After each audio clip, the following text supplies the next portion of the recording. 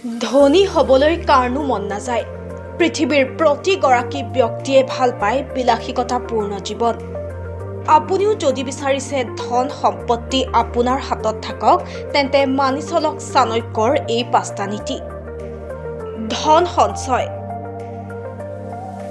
চাণক্যৰ নীতি অনুসৰি এজন ব্যক্তি যিমানেই ধনী নহওক বা যিমানেই উপাৰ্জন নকৰক কিয়, তেওঁ সদায় ধন সঞ্চয় কৰা উচিত। কাৰণ এই সঞ্চয় কৰা ধনেই এদিন ব্যক্তিজনৰ বেয়া সময়ত কামত আহিব। কাৰণ বেয়া সময় আৰু বেমাৰ এই দুটা বস্তু কেতিয়া মানুহৰ জীৱনত দেখা দিব পাৰে সেয়া কোনেও নাজানে। কিন্তু সঞ্চয় কৰা ধনে এই সমস্যাৰ পৰা পৰিত্ৰাণ পোৱাত বহুত সহায় কৰে।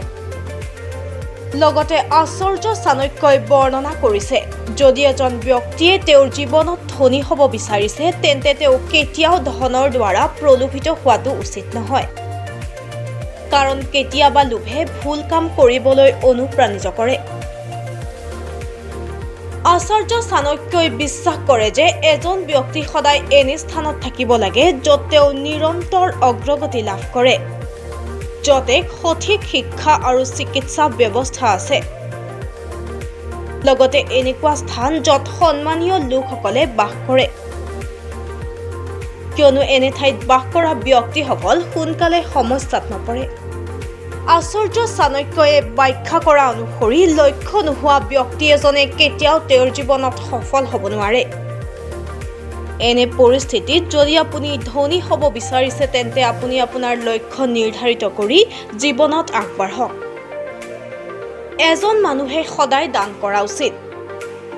আপুনি বিচাৰিলে আপোনাৰ উপাৰ্জনৰ এটা অংশ দুখীয়া আৰু দৰিদ্ৰ পৰিয়ালক দান কৰক।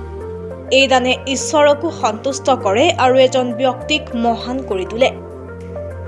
যদি আপুনি চাণক্যৰ এই 5টা নীতি মানি চলে, তেন্তে আপুনি নিশ্চয় ধনী ব্যক্তি হ'ব।